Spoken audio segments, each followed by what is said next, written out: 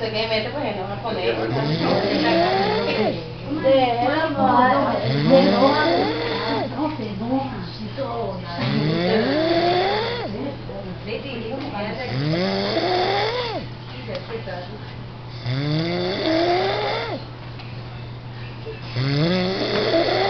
Para escucharle.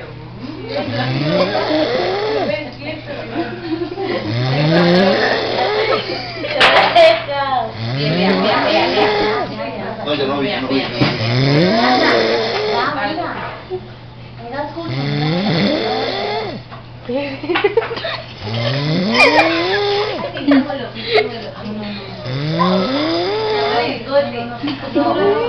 Quita el bigote.